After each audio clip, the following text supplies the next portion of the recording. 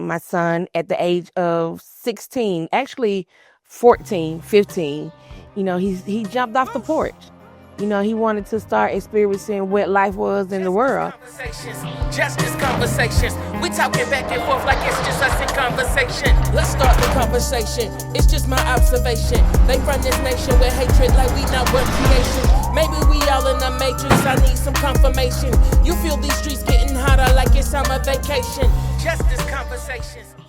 Today on Justice Conversations, we sit down with a woman who refused to accept that silence, a mother who transformed personal loss, fear, and unanswered questions into a community-wide call for healing and accountability. Takeshia Shields, Yes. founder of Mothers Against Gang Violence. Welcome to Justice Conversation. Thank you. Thank you for having me. It is our pleasure. So, where did you grow up? In Atlanta. You in Atlanta? Yes. Original Georgia Peach? Original Georgia Peach. Okay. Where'd you go to high school? I went to George High. It's now South Fulton. Okay. No, it's South Atlanta. South Atlanta. South Atlanta High School, but it was George High the last year, and they combined with Fulton. Wow. When they, downsized on some schools, like they're closing schools now. Yeah. We were one of the first schools that was downsized in Atlanta. Okay. I imagine Atlanta was a lot different than it was before us Yankees came down. Yes, it was. It was. It Yeah. was. Wow. So I want to dive right into your work because I think your work is an amazing story. Here at Justice Conversations, we talk about areas of criminal justice like the school to prison pipeline, gang violence, sex trafficking, and prisoner reentry. But it's really the work that is done by people like you that's really going to transform this thing we call the criminal justice system. And so you were a mother. Yes. And you experienced some trauma. A lot of trauma. A lot of trauma related Yes. to the criminal justice system. And most people just take that trauma and try to deal with it. But you turn that into some purpose and some driven work. Tell us about that. Okay. So just to change it a little bit, I received a lot of trauma from my son Mm-hmm. that got me connected to the criminal justice.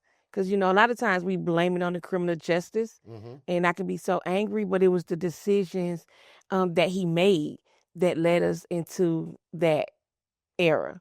Okay.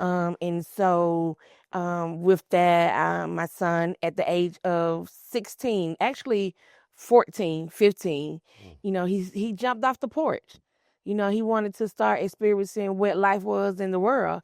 I mean, I don't know why. I was a mother. I have 4 sons, 33, 29, now 25 and 21. Wow. And it's my 25-year-old that is still currently incarcerated. They were all active in sports. That's what the world tell us. Keep your child active. Yes. Make sure that they have something to do.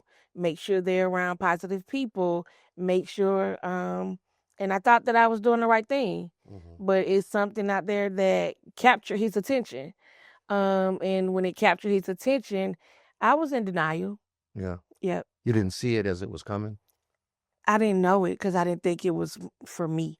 Okay. I didn't think that I was experiencing that. So, how they say red flags? At the time, you don't know it's a red flag until you experience a red flag. Gotcha. So you didn't see this red flag coming. How did it manifest itself? What happened? Well, to be honest, when I would go to work, before I went into the entrepreneurship that I do now, Mm-hmm. I was a case manager for prenatal infant mortality. Mm-hmm. So I worked with teenage moms and teenage fathers. And so when I would go to work, it was like your kids learn your schedules. I would get up and I would go to work, and at some point, my house was getting broken into, and I was just so angry. Like, it's disgusting. It takes your confidence. It just takes your peace. Mm-hmm. And I just didn't understand why. Like, why is someone keep breaking in my house? Like, but what I found out that my son had been breaking in houses as well. Okay. And it was a form of retaliation. Mm. And so I, again, was a community advocate.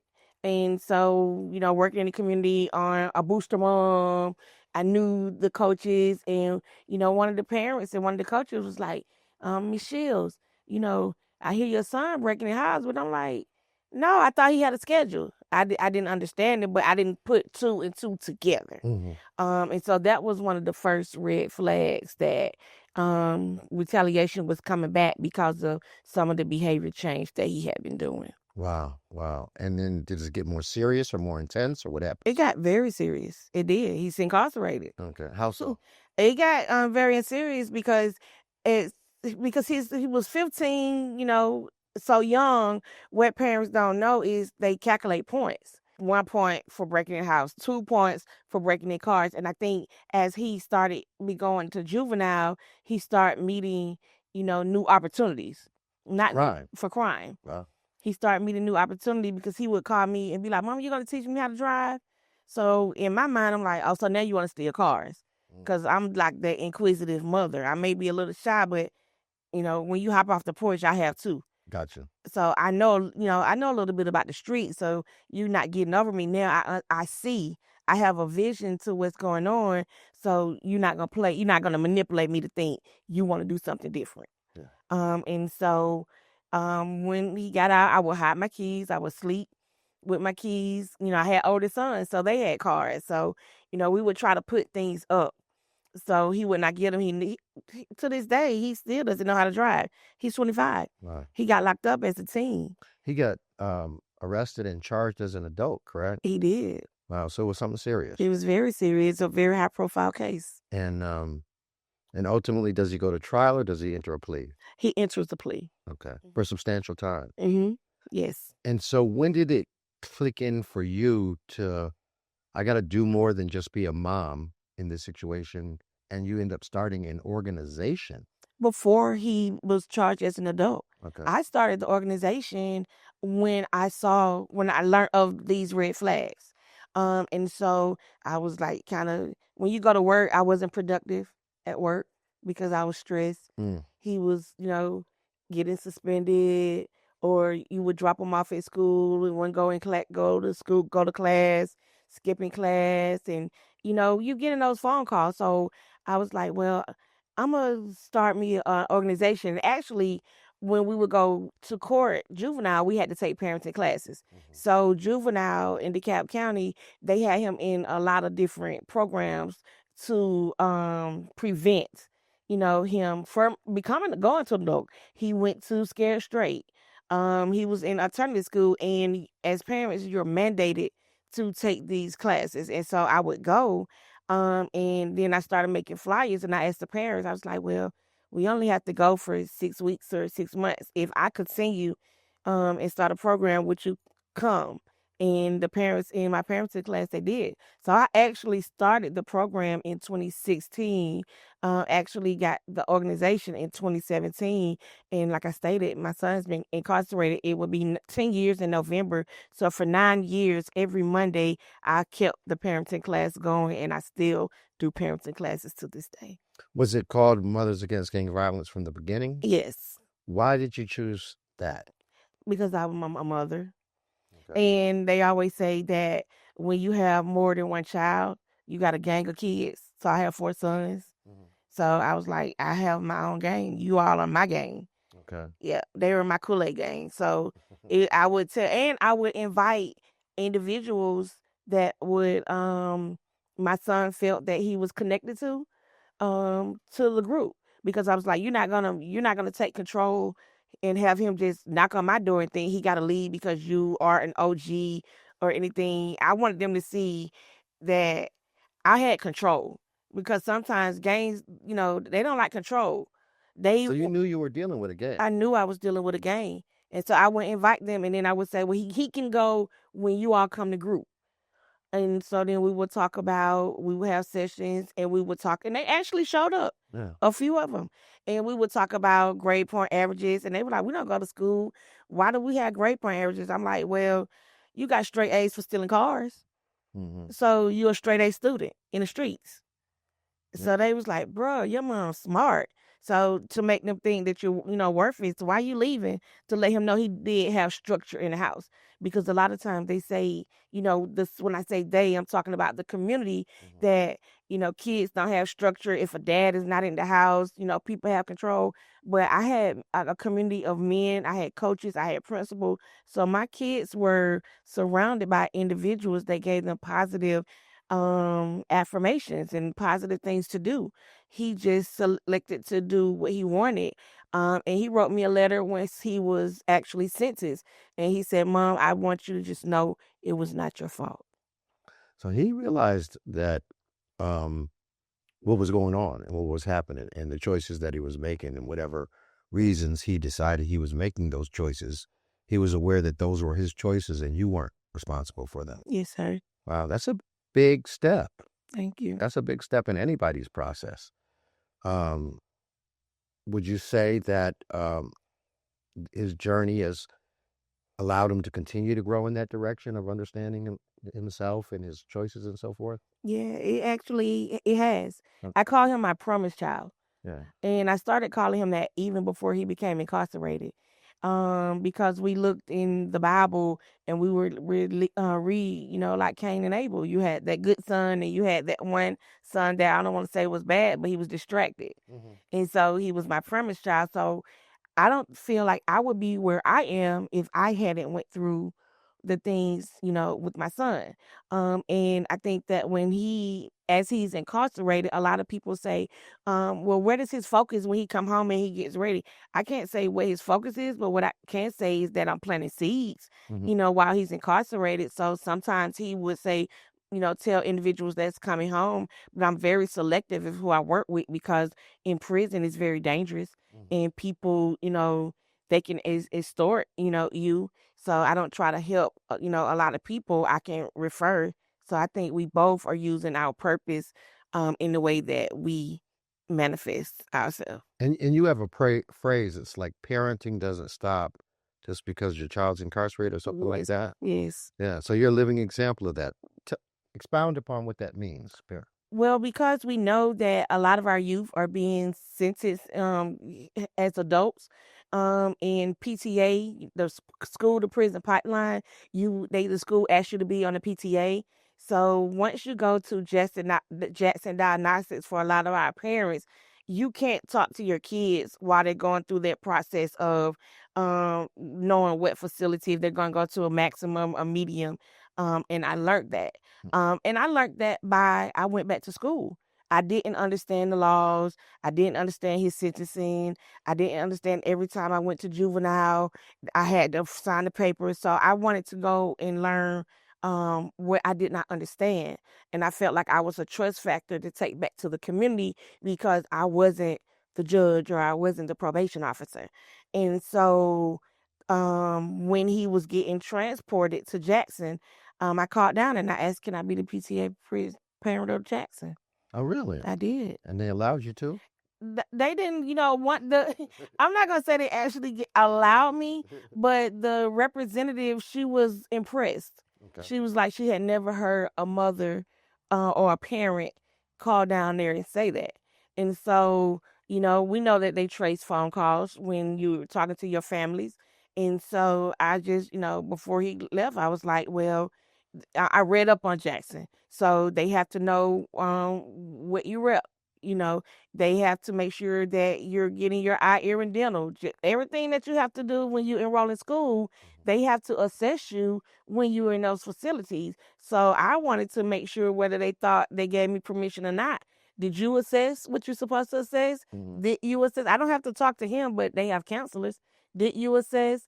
And so what I did find out was they do have lifers as well. So they're not distinguishing your loved ones from where they go. And a lifer told my son, he was like, don't tell them you want your GED, tell them you want your high school diploma.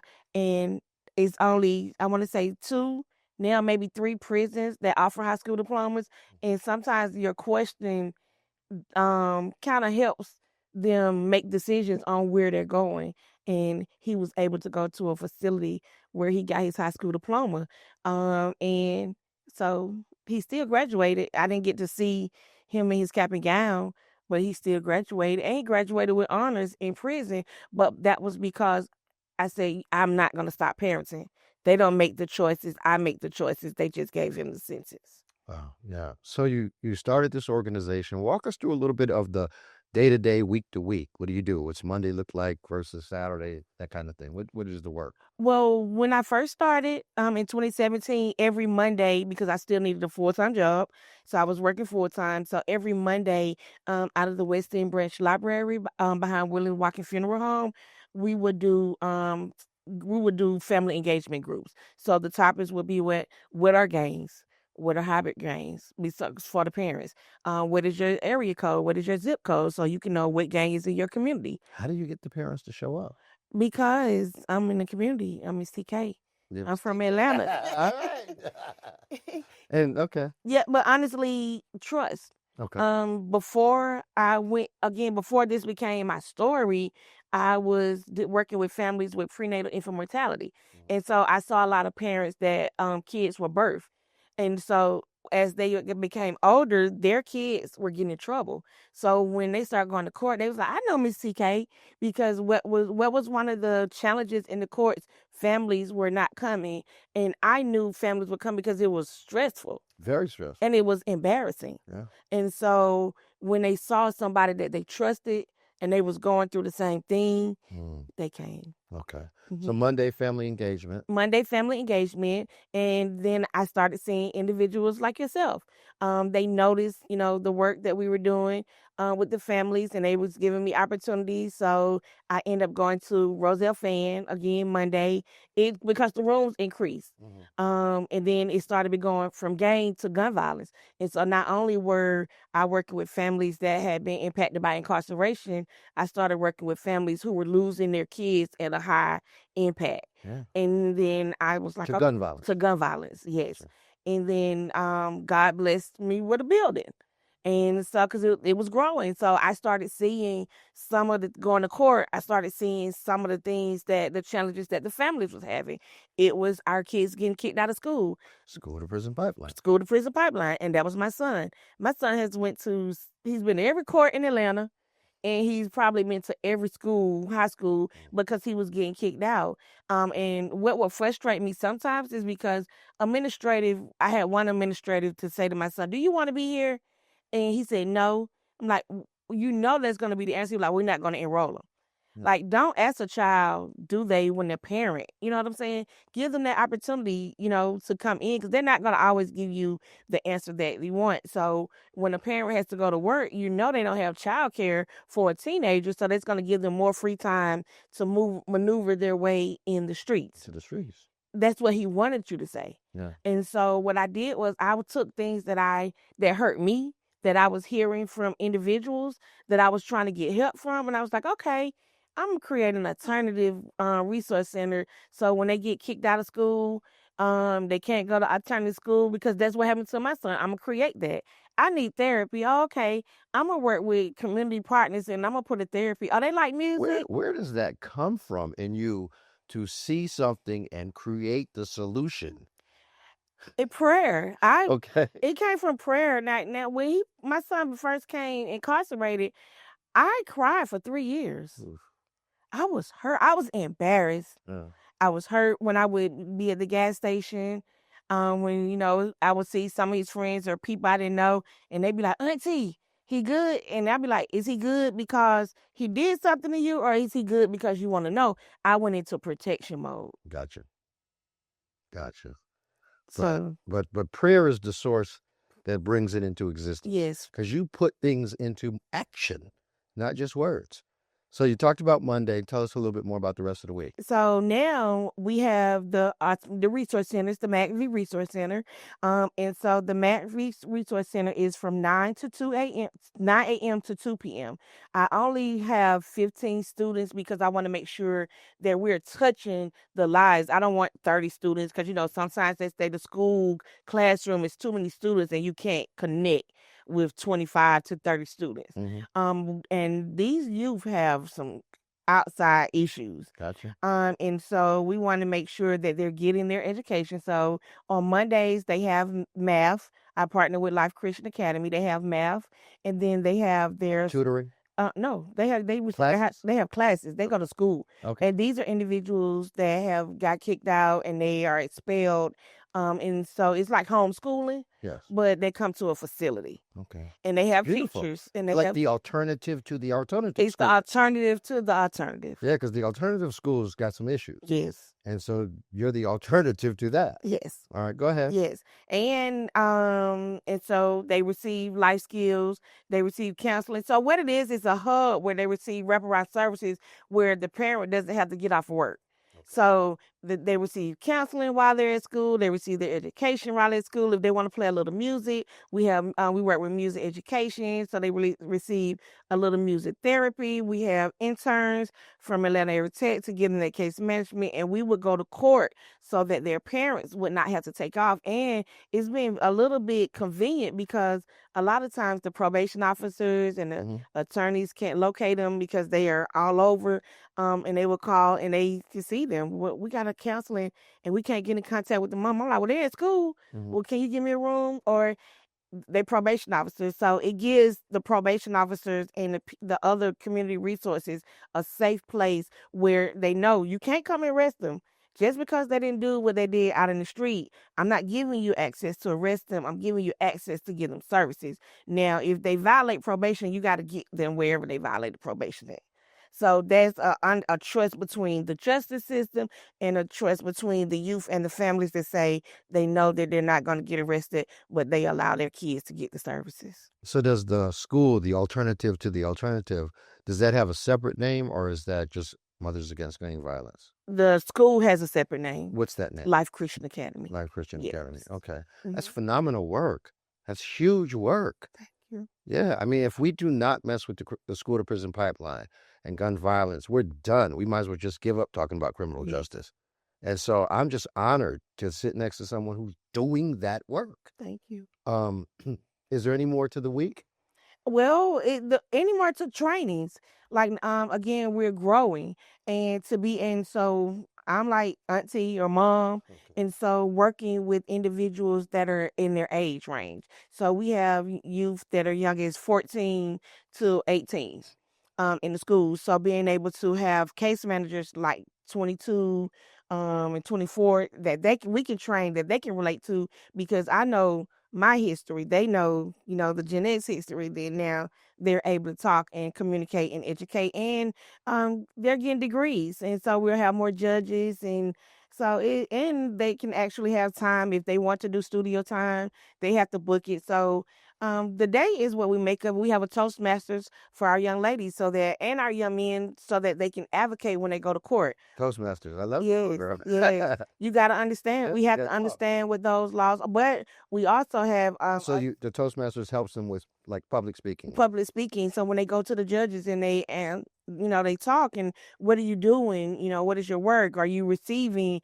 And I don't have to speak for you. You have to learn how to speak for yourself because you made that choice. So you got to be able to speak and overcome what you're going through. And a lot of times, if they complete the services, their cases are dismissed. Okay. Mm-hmm. I want to talk challenges and I want to talk needs. What would you say are some of the biggest challenges that the population that you serve is facing? Housing, Housing. and transportation. And because a lot of times they can't. Sometimes I get up early, and I had to set boundaries to myself. And I was going to get about 5 kids before the school started, just for them to go, but they wanted to go. And so that was a challenge, making sure that they had transportation because, parents. Some of their parents weren't working, some of them are. But I definitely hold parents accountable. Like you got to get them here because you want me to pick them up and bring them home and get them services. That's selfish. Yeah. Housing, we have a lot of teen dads that are just staying with their baby mamas, and no structure or different things of that nature, or now they're living in rooming houses. We have a lot of dads that are taking care of their fathers, their kids now, and that's a big challenge. Is we don't have enough services for the dads, and so the dads they're living in home lodges, but they have to go to work. And you said there were teen dads? Mm-hmm. Yes. Wow. So housing and transportation. Okay. Mm-hmm. The 28th, you're going to talk policy. Yes. Tell us about that, the policy end of the work that you do. That's what made me mad with them yesterday. What? Yes, because we have to learn to take ownership in our community. Yeah. And we're going, I want them to know what district you live in, what is your state representative. And what I found out is a lot of the kids, you keep saying this my hood and this my community, but you don't know who your state representatives are. And so we want to be able, we're going to the Capitol on the 28th to be able to teach them this is where this is who your state representative is. If you rep your community, you need to know my community just not slime or rolling 60s or whatever, game banging. You need to know your community have resources, and in order for the people in the community to know the resources, you need to be able to go advocate to these state representatives. And so that's where we're going on the 28th to teach them how to advocate and let them know that you have a voice in the Capitol. A lot of our youth doesn't even know the Capitol exists.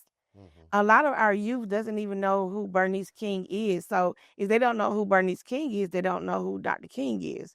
So I think going to the Capitol on the 28th is to give a lot of, uh, teach them a lot about history, but teach a lot about advocacy, and not just going to say, oh, I have 15 kids and they've been impacted or charged with gun violence. No, I have a community of individuals that we have educated on laws, and we need these laws to be changed. And this is why they need to be changed. That's a big area. Can you think of any particular areas of the law that you think should be changed? I do. A lot of them with the SB 440s, with the youth are being charged as adult. When we have 12-year-olds, I know they are doing, some of them are making bad choices, and as a victim, you want to see the worst. But like my son taught me, and I never knew that.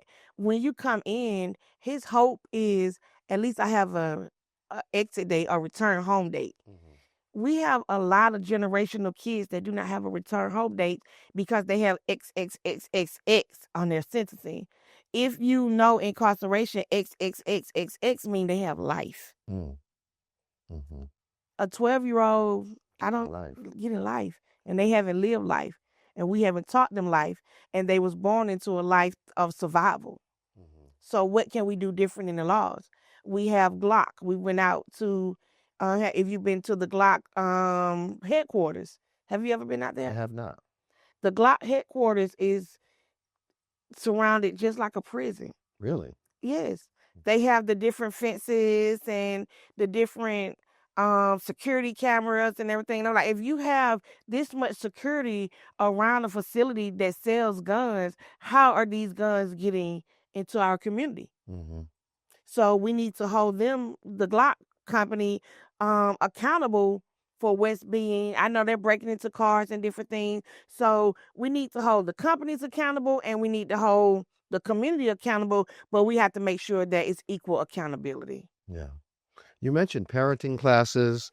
You mentioned a lot of things, but if you could direct some of that money from the legislatures and the lawmakers, would you direct it into parenting classes, youth literacy classes, conflict resolution classes?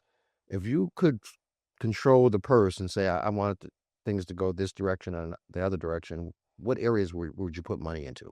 I would put money into, first, we have to focus on the solution. So mediation with housing, stable, affordable housing. Okay. I would put money in there because if I don't have anywhere to sleep, I'm not worried about if I can read. Yeah. I'm not worried about literacy. And then they say it sounds funny because how do you sign a lease if you can't read? Mm-hmm. Mm-hmm. So I would split the money a little bit, housing and employment opportunities, and employment opportunities that can give them the family sustainable income where the parents don't have to work two jobs, so they're not at home with their kids. But I would go parenting next because I would tell parenting, I know you love your man, and man, you love your woman, but stop having all the kids and then having the older kids to babysit Mm-hmm. because you're pushing them away.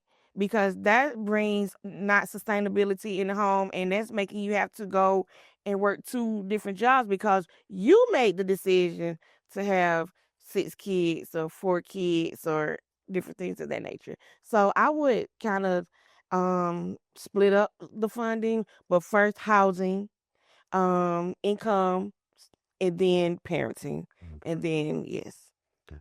So you're the type of person who sees an area, creates something, and addresses it. What's on your scope now? What are you looking at in terms of what you want to build or get done? Not so much next, but next, for lack of a better word. What's on my scope now is having a male clinic, safety net clinic connected to the resource center that I currently have. Because a lot of times we know we deal with lack of insurance. We deal with lack of prenatal care. And I was taught this by my youngest son, that's 21. When he told me that his girlfriend was pregnant, he had her whole calendar down, like how many weeks she is and what she's going to do at this prenatal. And he knew, but he taught himself that. But he also learned that because he had a mother that worked in prenatal care. He had a brother that was incarcerated. He had another brother that was in college. So the things that I was supposed to receive from my other kids, my youngest son, like really reaped the rewards and turned that into extra positivity. And so I think that we need to be able to provide some, medical and parenting services for men, childcare for men. I would like to have that closer to the resource center, not all childcare, because mothers have a lot of decision making. I don't think that young men should always put the child in the daycare that caps selects that they're going to pay, Mm-hmm. and then the father has to pay. Give fathers more decisions. So within this medical center, it'll be blood pressure, there'll cholesterol. It'll be more opportunities for the young men started at a younger age. Because if my mother is on drugs or my dad is on drugs, I don't know what Medicaid is. Yeah. So I want to have that clinic, and they don't have to leave school. They can have their appointment, and they can go. They can pick up their child. I want to have a Ron Clark Academy. A what? Ron Clark Academy. What's that? Ron Clark is a gentleman that's in our Lakewood community. And he has a big Oprah Winfrey actually sponsor him. Okay. And he has a school in our low income community. And he actually brings low income students to come, and he give them opportunity. He take them to Ghana. He takes them to Africa. He give them a fun educational factor that kids may have never seen in their life. I'm very proud of him, but I want to be the first African American female mother that can be able to provide that with a little extra medical care. Yeah. Yeah. You talked about what you kind of learned about the law and the criminal justice system that you didn't know when you were going through it. What stands out as one of the biggest aspects that you would advise parents about the criminal justice system? I would advise them to communicate, because a lot of parents always like tell the probation officer, just come and lock them up or come and pick them up. The probation officer, that's not their role. Mm-hmm. The probation officer role is to develop a case. Well, they develop the case plan from the charges that they see. You're not a bad parent if they give you a little extra parenting, if they give you a little extra counseling. If the parent commits and follow the guidelines of the probation and the judicial system, your child will. If you push back, your child is going to push back. So y'all got to push together to make a change, and that's what I did. This is about the fourth time I heard about parenting. It seems like it's at the core of the success or failure of your work. It is. Yeah, it's the parent. Mm-hmm. Yeah. Well, Miss TK, we hope to visit if we could, Definitely. learn more about what you're doing, see what you're doing, connect with you, and just be a champion for your work. Thank you. The criminal justice system is going to be a problem continually. The solution is people like you. Thank you. Would you like to say anything to our audience before we close out? I definitely would. I may sit here with a lot of strength, but it's a lot of days that I cry still myself to sleep because my son was in the facility where 4 individuals lost their life. And I don't want any parent to experience having to know that your child would not come home. So if you have resources, whether it's the justice system, whether it's the community resources, they may be in Union City, they may be in Snellville. Fill up your tank and go receive those resources because I always tell them there are 3 different vans. You got the judicial van, where your child is going to diagnostics. You have a college van if your child is an athlete and they're going to get their college degree. And you have a coroner van where they're coming to recognize your baby body. So we as a community need to make sure that our kids are in the right van. Thank you. Well, thank you, Ms. TK, and thank you for joining us. Continue to connect with us on social media and all of our platforms that'll probably be on the screen.